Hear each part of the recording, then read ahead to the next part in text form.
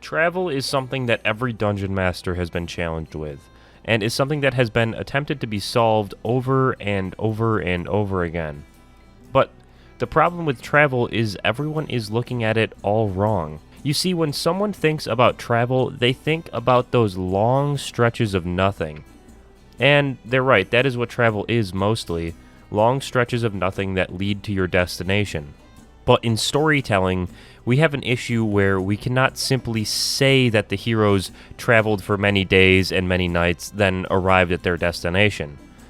If stories of travel were told like that, The Lord of the Rings would be a picture book. You see, to treat travel properly, you must focus on something else entirely. Instead of trying to convey long stretches of nothing to your players, try this instead.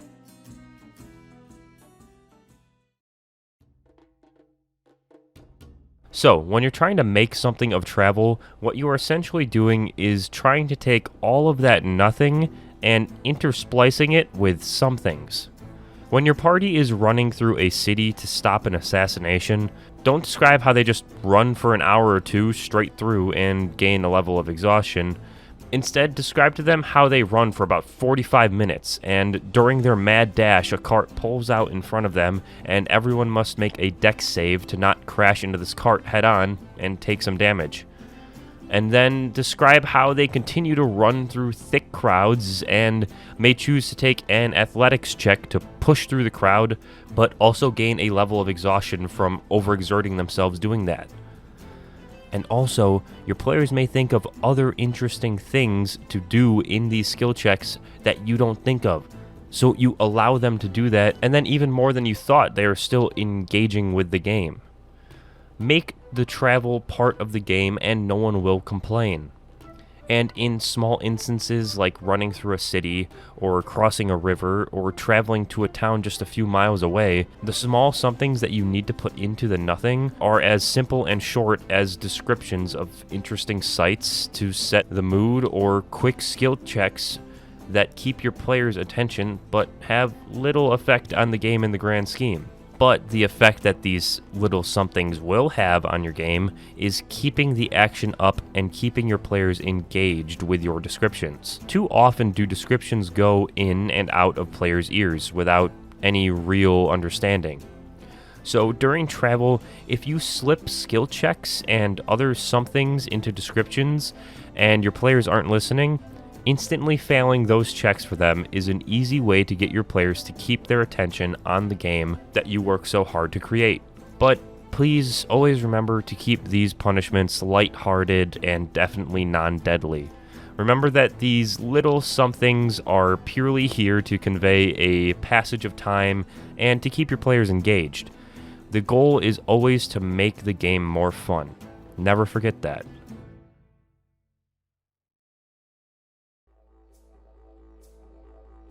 But then there is the next level of travel, when it's more than a couple of hours and traveling goes from counting minutes and hours to counting days and even weeks.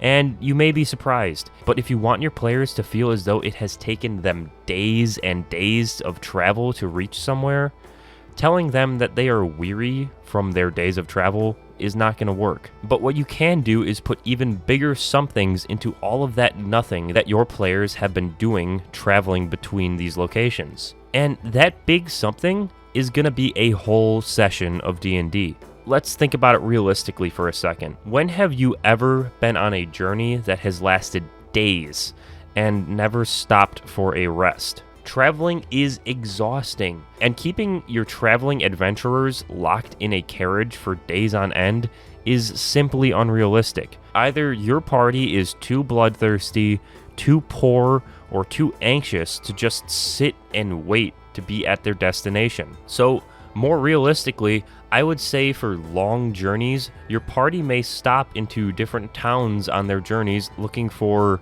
recreation, work, a warm bed, and maybe even souvenirs. And with that in mind, the next time your party is going on a couple-day journey, put together a one-shot adventure for them to do at a stop along the way that will help show them all of the somethings that are happening when their characters are doing nothing for the main plot. It's these little adventures in small towns or deep forests or anywhere that you'd like that can really help add tone and realism to your campaign. Showing your party the everyday life in your campaign setting goes a long way for world building, and an interaction with a mystical creature in nature can shape your player's perception of your world greatly. These little offshoot one-off adventures are my favorite to write, no joke. I love these. You see, they aren't horribly plot heavy or have great stakes, but they are great writing and acting exercises for you and your players that can help you explore different directions for your story to go. You can write anything you want for these little adventures. Personally, I have done anything from a Mothman Scooby-Doo episode to an Eldritch Horror Mind Flare Body Snatcher story, to simple monster hunts, to just regular old adventures. These travel adventures are also great for exploring parts of your players' backstories as well. Put characters or even locations from your players' backstories that you couldn't put in the main plot into these little adventures to remind your players that you didn't forget about them.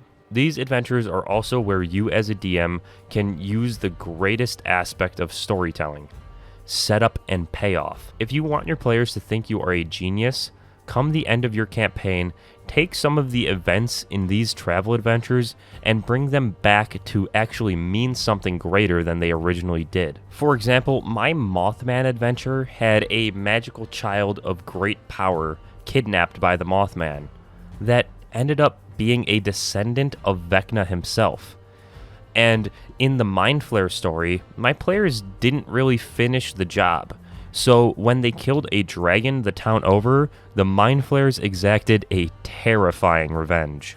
Now that we understand the purpose of these traveling adventures, the question is, how many of these adventures should we put in between our story adventures? Well, you are the only one that can answer that, really. You are the only one who wants your players to feel the exhaustion of travel and the passage of time. So it's up to you to decide how many travel adventures actually happen. I would say that if you want a guide, just make one up for yourself. You're the only person who knows your party, and you're the only person who can write for your party. What I can tell you is that I wouldn't ever go over 3 travel adventures.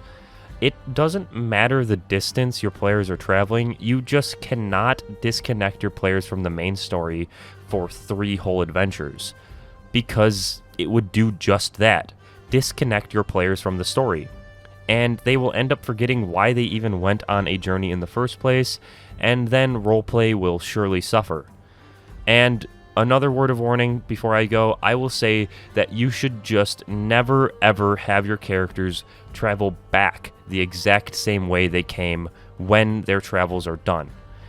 If you have a really good plan or have a way to change up the locale on your player's journey back, then I'd say it's okay. But nothing is more boring than a trip back home from traveling. So always give a reason for your players to have to take a different path back from their excursion. This way you aren't retreading the same ground and boring your players with backtracking. But like I said, once in a while, this can be done if you have a really good way to make these locations feel different to your party on the way back home. Well, I wish you all safe travels and exciting D&D campaigns, because this is the end of the video. I hope I helped shine some light on an issue that I personally have struggled with in the past, and if you like this video, please like and even consider subscribing. I love D&D and I love talking about it, so if you have any questions or video suggestions or anything, leave them in the comments below. I want to talk about this game. And if you're new here, please consider going back and watching my previous video about creating unique enemies in D&D. And as always, have fun playing D&D.